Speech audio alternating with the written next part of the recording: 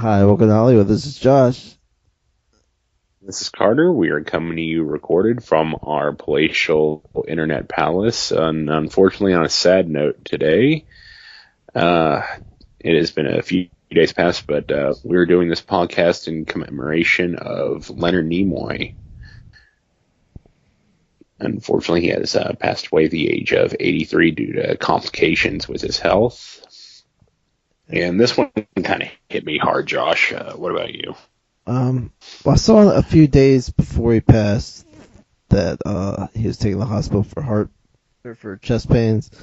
I'm like, at his age, that's not a good sign. It was, and I looked into it, and it was a long-standing respiratory complication he had due to years of smoking, which he quit decades earlier. Yeah, I guess it just caught up to him, unfortunately. And he died the same age. Both my grandparents died at that age, 83. So it kind of also hit me in that way. But growing up, Leonard Nimoy was the pinnacle of Star Trek. I didn't think of Captain Kirk first. I always thought of Spock. Spock was the most memorable character. And Spock's probably one of the most iconic. I was trying to think of iconic TV characters, and it's really hard to put one up as high as Spock. I agree with you. I mean, Spock transcended so much between TV and movie, and he got into our lives as part of our lexicon. The Vulcan hand signal for live long and prosper, it's a greeting in the Vulcan language, had become part of our nomenclature, honestly, and everyone would be able to identify that just as much as, the Force be with you, or there's no place like home. Certain things that come out of entertainment become part of our everyday lives, and thanks to him, and he invented that signal. I don't know if Josh, you knew that. Yeah. It's actually it comes from Judaism, right? It does come from Judaism. He saw it one day when he was at temple. The rabbi was blessing everybody, and he looked up and he could see the blessing coming, and he was like, huh. And then he thought back about it, and he's like, I don't know if everybody realizes that when they're giving when they're giving the Vulcan symbol, that they're actually giving a Jewish blessing. It's like, I'm stealing that gimmick. He did steal it, but he made it become part of pop culture, and even its original meaning of a blessing still stands firm as, everybody who's a Trekkie can identify with that. My father is a big Trekkie. It's actually how I cut my teeth on Star Trek. I grew up sitting at, his feet with my mother watching, when I started growing up, it was Next Generation that we first started with, and then later, because by that point in my life, the original series with Kirk and Spock had already been taken off the air. The movies were probably wrapping up at that point, right? The movies were still going on, but you gotta remember at that point in mid till late 80s, VHS was kind of still in its infancy, and the VHS copies were very expensive to buy at that time still. Yeah, they were like $100 or something crazy like that, typically. Yeah, it was. They were like $100, and that happens with technology when it first hits. Remember, original CD players were about as much as we pay for an Xbox One right now. They're even higher than that originally. Like the one in like late 80s were like $1,000. I mean, it's for a CD player. Now you probably go get one for like $20. Yeah, and there were like 5 CDs that you could order. Yeah. And that's the way it is with technology. So I didn't really get to see the movies or the TV series till later in life. But, for me, my first real moving thing was Spock. And I remember tearing up when I was a kid watching Wrath of Khan.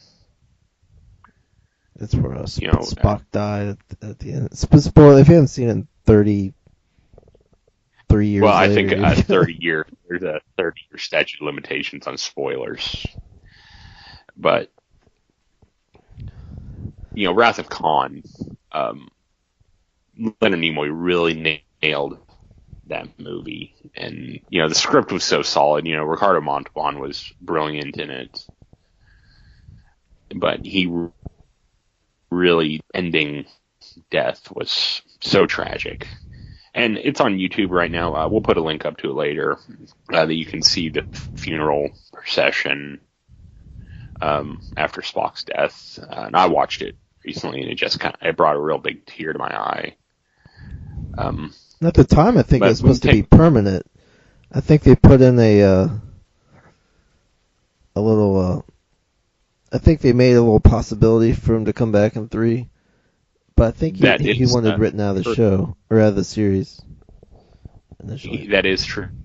But he was so popular that all the fans were so angry that Spock was gone that they demanded his resurrection. And that speaks volumes. When a character is so popular, they demand that he come back. Star Trek 3 is almost entirely about the search for Spock coming out. Yeah, it's like the return of Spock.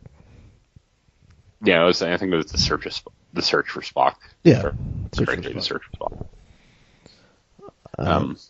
Not only that, Leonard Nimoy was also a poet. Did numerous poems. I've read a few of them, and they were good. He had a very deep heart on him. Not only that, he enjoyed music, and he did like to perform. And as goofy as it is now, and I also watched this yesterday. We'll put another link up to this because it is on YouTube. The Ballad of Bilbo Baggins. Bilbo Baggins. Yeah. As goofy and horrible as that is, it still makes me laugh. And it was campy, but I think that was the point. Well, it was campy, but he also did it in the great era of camp. Yeah, like Batman TV show and all that stuff. Batman TV show, that was at the same era, that late 60s, early 70s time. It looked like actually a skit off a Laugh-In. It was just so campy, but it's still funny. And then he's a photographer and a director. He directed 3 Men and a Baby, which I'm thinking was the biggest hit of '87. I could be wrong. It was up there. It made a lot of money. 3 Men and a Baby was crazy good comedy. I love that film. I haven't seen that in years. In Fringe, even his bit part is when the kind of shadow mastery puppeteers in Fringe. Really great spot for him. Just because one's Leonard Nimoy, and if you saw him in anything, you knew that you were in for something. He had one of the best. I mean, his voice, yeah. His voice was iconic. His look was incredibly distinguished. You always believed him no matter what, whether in some sort of power role or as a father figure.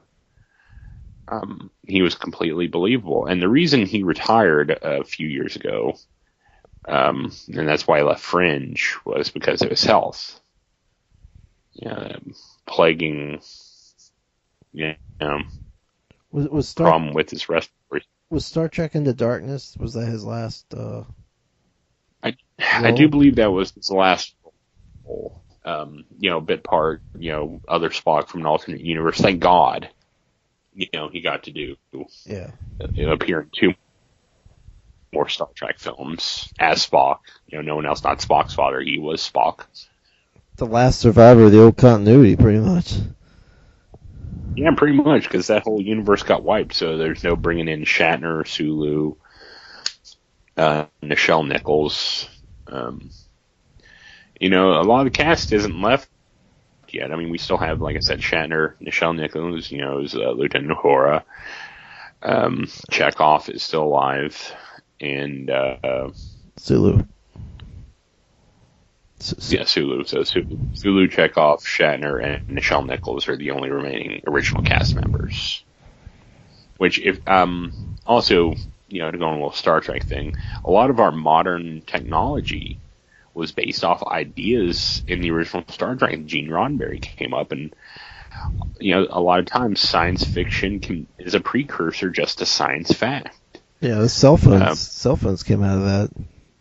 Cell phones are probably the biggest thing. Also, video conferencing or video telephone that we have now, things like Skype and, whatever program have that was part of Star Trek.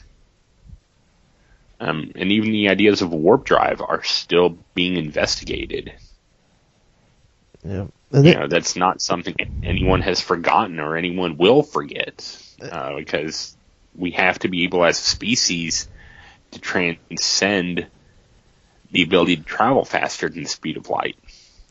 And even matching technological, I'd say even cultural, because you look at the 60s, what was on TV, it was pretty much all white people. And Star Trek was the first one to give, Nichelle Nichols was one of the first black characters that wasn't a joke or a servant, and same with serious role. Same with George Takei with he was one of the first Asians that had a serious role. He wasn't like the Japanese villain or stereotypical Asian part at the time. So it broke a lot of ground. Yeah, and it did break a lot of ground. And thank God for Star Trek, And a lot of people like breaking their camps. You're either a Star Wars guy or a Star Trek guy. I'm both. I'm both too. They're completely different things. The only thing, they take place in space. That's about the only similarity. Yeah, that is pretty close to the only similarity. Pardon me if I'm coughing. I'm still trying to get over this congestion from all the weather change lately, hot to cold. But, we lost a great actor, a great man, Nimoy, and, live long and prosper is something he completely did. Yep. And that's a good mantra for everybody. Yeah, do not waste your life. Do everything that you can to prosper and be good.